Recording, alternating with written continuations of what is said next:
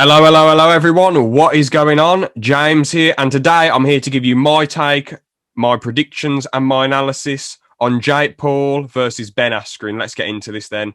So, Jake Paul has been boxing for at least over 3 years now. He's been grafting for ages. He's been purely striking for all this time.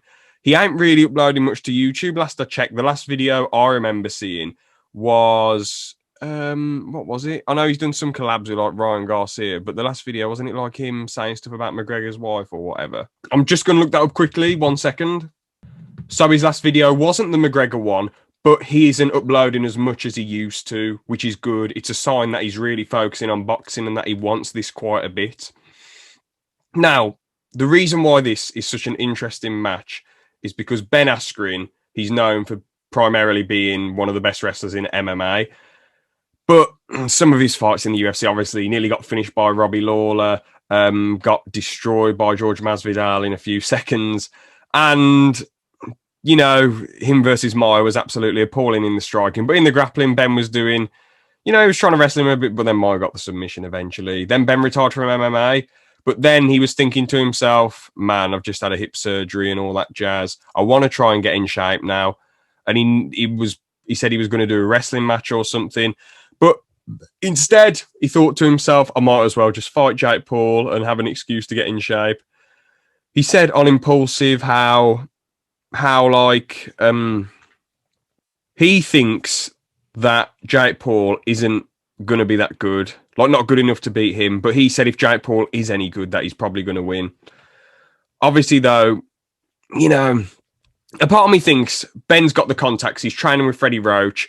So, although his striking didn't look that good in MMA, he's still going to be somewhat competent with the striking. And you think, as he's so used to going through training camps, he could go through a boxing training camp and improve somewhat and just graft loads. But Jake's been doing this for 3 years, but Ben's actually fought world-class strikers, so it's a very interesting one. And the thing is, who has Jake fought? I don't know, Ben hasn't really, the world-class strikers he's fought, he hasn't landed on them in the striking department, but he still fought them. He still felt their power and all that jazz, and he still had them in front of him, trying to hit them. I know before the UFC he won every fight, but that's besides the point. He still had those strikers in front of him. Jake Paul, he fought Deji and got busted up by Deji. I know Jake tries to say, so he landed on me, and it was like, then I landed a big on him. But then it's like, well, it made your nose bleed. And the punches still landed. I think Jack was going on about how Deji didn't land much of a punch. The punches Deji landed weren't that powerful, but everyone was cheering. But the reason they were cheering is because they wanted to see Jake Paul get beaten, and Jake Paul's a massive favourite, and this shouldn't be happening to a dude who, on fight night, it was most probably way bigger than Deji, and also on fight night, well, a lot stronger, a lot more of an athlete, and Deji wasn't even training with Vidal, but Deji still won 2 of the rounds, and it's like, mate, come on. And it's sort of, he still finished him, but he sort of struggled to finish him, and it took him like 5 rounds, didn't it? So it's like, mate, you should be absolutely steamrolling Deji. But he made up for it in the Gib fight. But Gib was bizarre. Like, Gib was square, and, all you need is a finger to push someone if they're just standing square instead of standing orthodox or southpaw. I know some people do stand square, but they're usually a comfortable distance away from the opponent. I know you still can get rushed when you stand square, but yeah, he was standing square right by Jake, and Jake jabbed him and dropped him.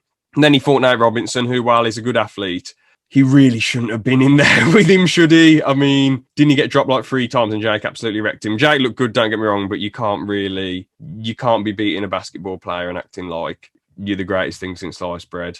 So, as I say, Nate Robinson should have not been in there with him. So, all of these fights don't really prove much, but this fight does prove something. If you beat someone who, while isn't much of a good striker, you're still beating a professional MMA fighter who's fought the best in the world. So that is a good thing, really, isn't it? And that shows that Jake's the real deal. I think, though, the thing is, right, I do want to see Jake get beat, but a part of me thinks, man, if Jake wins, it'd be so cool if, like, that would be so much build up to the KSI fight, because KSI hasn't fought in ages, and Jake's just been training constantly, and he's not uploading much to YouTube, but KSI is still uploading to YouTube. And it'd just be... It just make the fight insanely interesting. Could JJ still show up really good if Jake beats a professional fighter? It's like, man, geez, that fight would just be insanely interesting. But even if Jake loses, Jake's lost to a pro MMA fighter he can still fight KSI. He can be like, yeah, I lost to someone who's a pro fighter who's had loads of MMA fights. I know this is boxing and he isn't a good striker, but that's besides the point. So that fight can still happen. He does look bad for MMA, but at the end of the day, I mean, when MMA fighters go into boxing, they do a lot better than boxers going into MMA. So I don't think it'll end up looking awful. It'll just be a bit, well, it'll just look daft for Ben Askren. But at the end of the day, if anyone can take, I mean, the amount of harsh banter he had thrown his way about the Masvidal loss, if anyone can take that banter of getting beaten by a YouTuber, if Jake Paul does win, I mean, if anyone can take the banter that he took after losing to Masvidal, and then he loses to a YouTuber. I know he hasn't yet, but say hypothetically he does lose to a YouTuber in Jake Paul, he can take that banter, in my opinion. If anyone's going to take that banter, it's him. So anyway, this is my prediction. Now, I've got two things that I was thinking about. Obviously, anything can happen with this fight, really. Askren could show up absolutely, utterly amazing, and his striking could just suddenly be great because he's been training with Freddie Roach and all that jazz. But in reality, this is what I think will happen. So two possibilities that I think are the most likely. Jake Paul gets an early KO somehow, but I think that's highly unlikely. The thing I think that'll definitely happen, I think Jake Paul just edges out a split decision.